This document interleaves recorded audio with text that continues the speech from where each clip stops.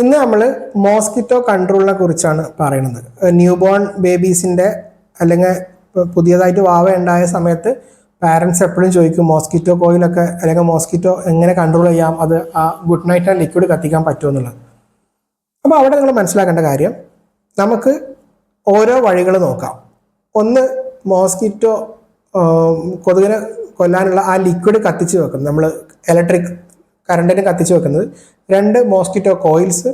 3 mosquito bat. മറ്റേത് net.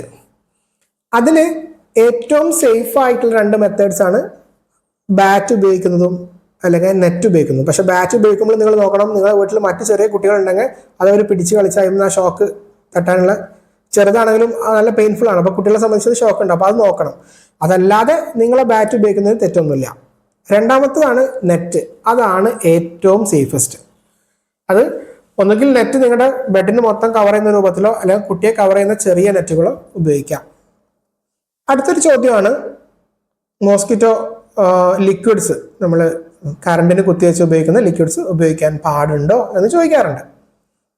അവിടെ നിങ്ങൾ മനസ്സിലാക്കേണ്ട കാര്യം, ഈ ലിക്വിഡ്സ് നിങ്ങൾ ഉപയോഗിക്കുകയാണെങ്കിൽ ഒരു കുഞ്ഞിനെ ആ മുറിയിലോട്ട് കടത്തുന്നതിൻ്റെ മുമ്പ് ആ ലിക്വിഡ്സ് ഉപയോഗിച്ച് ആ റൂമിലെ കൊതുകിനെ ഒന്ന് നിയന്ത്രിച്ചതിന് ശേഷം ആ ലിക്വിഡ്സിൻ്റെ ആ ലിക്വിഡ്സ് ഓഫാക്കി, നമ്മൾ കറണ്ടിൻ്റെ സ്വിച്ച് ഓഫാക്കിയതിന് ശേഷം ആ മുറിയിലോട്ട് കുഞ്ഞിനെ കൊണ്ട് കിടത്തുന്നതിൽ തെറ്റില്ല എന്നാണ് ഇന്ത്യൻ അക്കാദമി ഓഫ് പീഡിയാട്രിക്സ് പറയുന്നത്.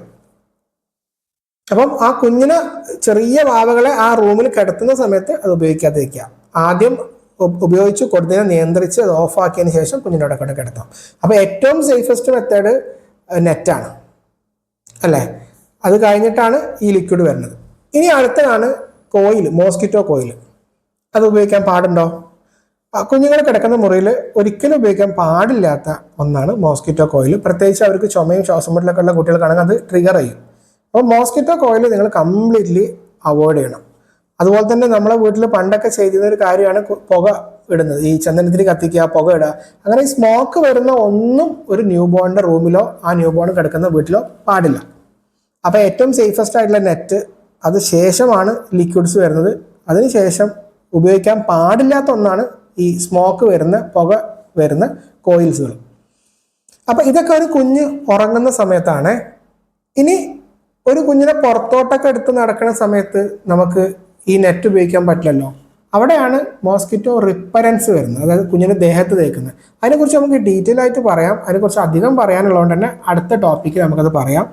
അവിടെ നിങ്ങൾ മനസ്സിലാക്കേണ്ട കാര്യം, വളരെ ചെറിയ വാവകൾക്ക് അത്തരം ക്രീമുകളും അതൊക്കെ ഒഴിവാക്കുന്നതാണ്. പക്ഷെ നമുക്ക് ഓരോ കുഞ്ഞിൻ്റെ പ്രായം അനുസരിച്ച് അടുത്ത വീഡിയോയിൽ നമുക്ക് വരുന്ന വീഡിയോകളിൽ ഡിസ്കസ് ചെയ്യാം. അപ്പോൾ ഇവിടെ ഈ മോസ്കിറ്റോ കൺട്രോളിൻ്റെ മെത്തേഡിൽ നിങ്ങൾ ഒരു ന്യൂ ബോണിൻ്റെ മദറിനെ എപ്പോഴും അക്സെപ്റ്റ് ചെയ്യാൻ പറ്റുന്ന മെത്തേഡ് നെറ്റ് മാത്രമാണ് ഏറ്റവും ബെസ്റ്റ്.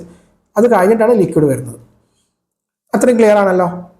അപ്പോൾ നമുക്ക് അടുത്ത വരുന്ന ദിവസങ്ങളിൽ ഈ മോസ്കിറ്റോ റിപ്പലൻ്റ് ക്രീമുകളെ കുറിച്ചൊക്കെ ഡിസ്കസ് ചെയ്യാം വിശദമായിട്ട്. അപ്പോൾ ഇതിൽ മനസ്സിലായി എന്നുണ്ടെങ്കിൽ ഒന്ന് മെൻഷൻ ചെയ്യുക, മറ്റു പാരൻസിലോട്ടൊന്ന് എത്തിച്ചു കൊടുക്കുക. പിന്നെ ഈ പാരൻറ്റിങ് ജേർണിയുടെ ഭാഗമാകാൻ താല്പര്യം ഉണ്ടെങ്കിൽ സബ്സ്ക്രൈബ് ചെയ്ത് കൂടെ നോട്ടിഫിക്കേഷൻ ഓൺ ആക്കി വെച്ചോളൂ. ബേബീസിൻ്റെ ഹെൽത്തുമായി ബന്ധപ്പെട്ട അടുത്ത വീഡിയോ നിങ്ങൾക്ക് പെട്ടെന്ന് എത്താൻ അത് സഹായിക്കും. അപ്പോൾ ശരി, അടുത്ത വീഡിയോയിൽ കാണുന്നവരെ ബൈ.